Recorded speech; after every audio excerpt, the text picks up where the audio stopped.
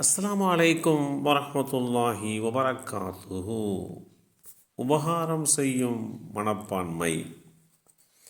அல்லாஹுடைய தூதர் ஸல்லல்லாஹு அலைஹி வஸல்லம் அவர்கள் மக்காவை துறந்து மதீனாவிற்கு வந்த நேரத்தில் மக்காவை சார்ந்தவர்கள், மதீனாவுக்கு பயணப்பட்டு வந்தவர்கள் நபி ஸல்லல்லாஹு அலைஹி வஸல்லம் அவர்களிடம் வந்து, அல்லாஹ்வின் தூதரே, மதீனாவை சேர்ந்த அன்சாரிகளை விட தங்களுடைய பொருளாதாரத்தை அதிகம் செலவு செய்கின்ற ஒரு கூட்டத்தை நாங்கள் கண்டதில்லை. அவர்களை விட பிறருக்கு ஆதரவளிக்கின்ற, உபகாரம் செய்கின்ற ஒரு சமூகத்தை நாங்கள் கண்டதில்லை. எங்களுக்காக அதிகம் அவர்கள் சிரமத்தை தாங்கிக் கொள்கிறார்கள், எங்களுக்கு அதிகம் உபகாரம் செய்கிறார்கள், அனைத்து நன்மைகளையும் அவர்களே எடுத்து சென்று விடுவார்களோ என்று நாங்கள் அஞ்சுகிறோம் என்று கூறினார்கள். அப்போது அல்லாஹுடைய தூதர் ஸல்லல்லாஹு அலைஹி வஸல்லம்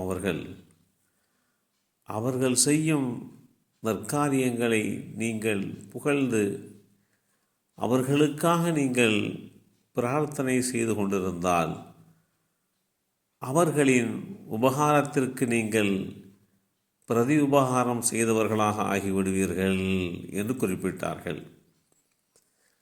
இந்த செய்தி அனஸ் பின் மாலிக் ரலியல்லாஹு அன்ஹு அவர்கள் மூலமாக அறிவிக்கப்பட்டு அஹ்மத் என்ற நூலிலே 1307 என்ற எண்ணிலே பதிவு செய்யப்பட்டிருக்கிறது.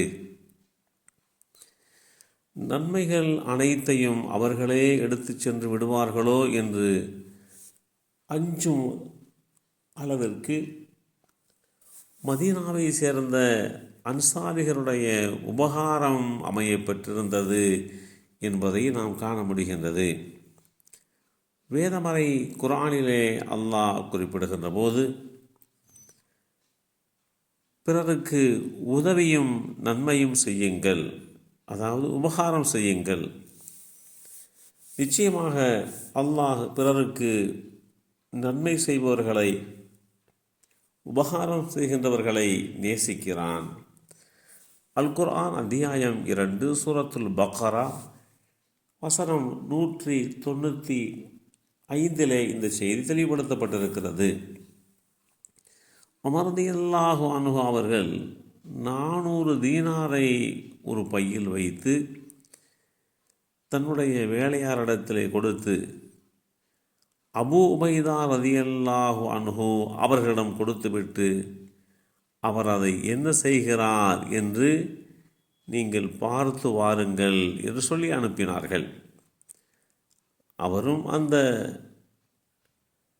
400 தீனாரை கொடுத்துவிட்டு அங்கு நின்று அவர் என்ன செய்கிறார் என்பதை பார்க்கிறார்கள்.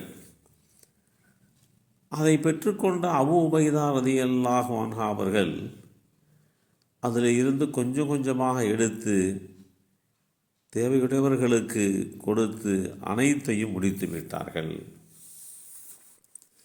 பிறகு உமர் ரலியல்லாஹு அன்ஹு அவர்கள் மீண்டும் ஒரு பையிலே அதே போன்று 400 தீனாரை வைத்து முஆத் பின் ஜபல் ரலியல்லாஹு அன்ஹு அவர்களிடம் கொடுத்து வரும்படி சொன்னார்கள். அவர்களும் அபூ உபைதா ரலியல்லாஹு அன்ஹு அவர்களை போன்றே அனைத்தையும் கொடுத்து முடித்து விட்டார்கள். இப்படி தன்னால் எந்த அளவுக்கு பிறருக்கு உபகாரம் செய்ய முடியுமோ அந்த அளவுக்கு உபகாரம் செய்கின்ற மனோபக்குவத்தை நபித்தோழர்களுக்கு மத்தியிலே அல்லாஹுடைய தூதர் ஸல்லல்லாஹு அலைஹி வஸல்லம் அவர்கள் உருவாக்கி தந்திருக்கிறார்கள். எல்லாம் வல்ல அல்லாஹு தஆலா நாமும் பிறருக்கு உபகாரம் செய்கின்ற பண்புடையவர்களாக இருந்து அல்லாஹுவால் கொடுக்கப்படுகின்ற உபகாரத்தை அடைந்து கொள்கின்ற நல்லோர்களாக நம்மையும் நம் சந்ததிகளையும் அல்லாஹ் ஆக்கி தந்தல் புரிவானாக. அஸ்ஸலாமு அலைக்கும் வரஹ்மத்துல்லாஹி வபரகாத்துஹு.